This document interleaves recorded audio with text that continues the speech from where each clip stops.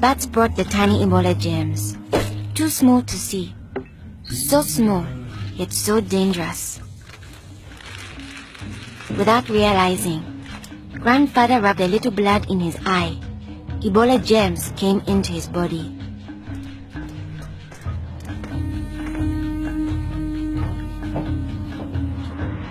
Days went by.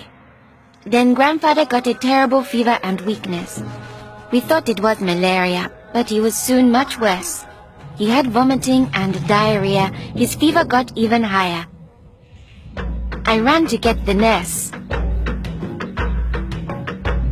But Grandfather had already died. I was heartbroken. The nurse thought it might be Ebola, a disease caught from bush meat, but which spreads from person to person. Others in our region had already died of this new disease. Unless we understood the disease and followed their rules, it could spread further and kill many more people. She explained that Ebola was in the body fluids of someone who was sick or had died of Ebola. Their sweat, tears, mucus, saliva, vomit, diarrhea, urine, breast milk, sexual fluids, and blood. When we touch a sick person's body fluids, the Ebola germs can get into small breaks in our skin or into our eyes, nose, or mouth. The Ebola germs spread into our body and make us sick. When somebody dies of Ebola, that body is much more contagious. No one should ever touch the dead body. The nurse advised us to wash our hands with soap and water right away. She contacted the trained burial team to help us bury Grandfather's body safely. The burial team came. They comforted us and explained what they had to do to protect us. The team wore protective clothing that kept them safe from the dangerous germs.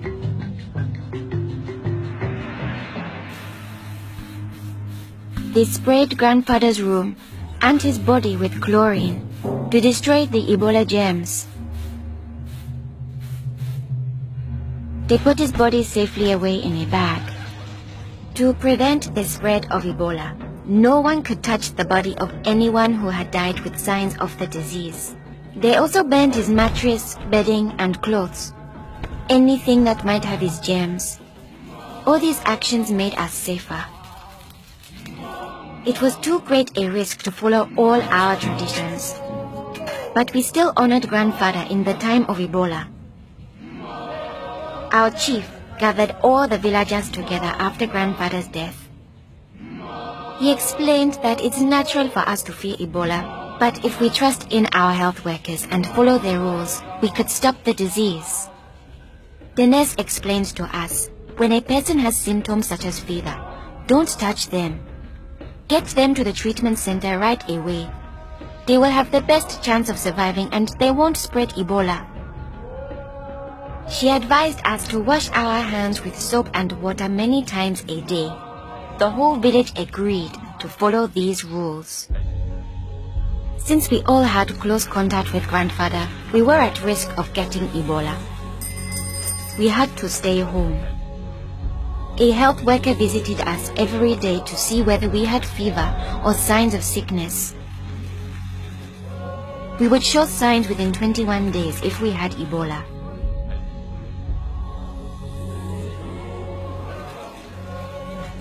Many days passed, and I thought we would all stay healthy. But one morning, I found my mother burning with fever. I knew I couldn't touch her. She was now contagious. My father came in. He told me he was taking my mother away to our uncle's house in the nearby village.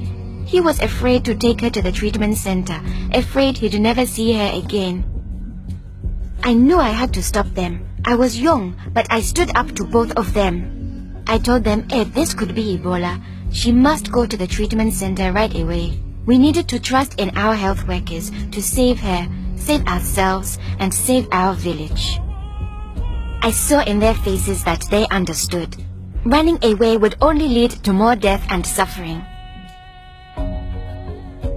My mother tested positive for Ebola. They found her a bed. At first, the health workers looked scary, but I knew they wore the suits to protect themselves. And inside, there were normal people like the nurse. They took good care of my mother. They gave her fluids, medicine and food, and helped her body stay strong to fight Ebola. I missed my mother very much, but I could still talk to her on the phone. Sadly, some people in my village didn't survive, but my mother got better day by day. Soon, we were able to see her from a safe distance. One day, the nurse announced that my mother would live. Now we were safe to hug and kiss her. It was a day to celebrate.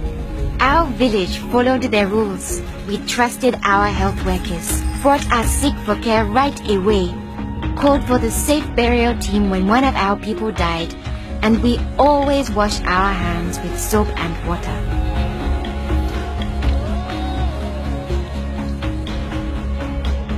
Our village survived Ebola.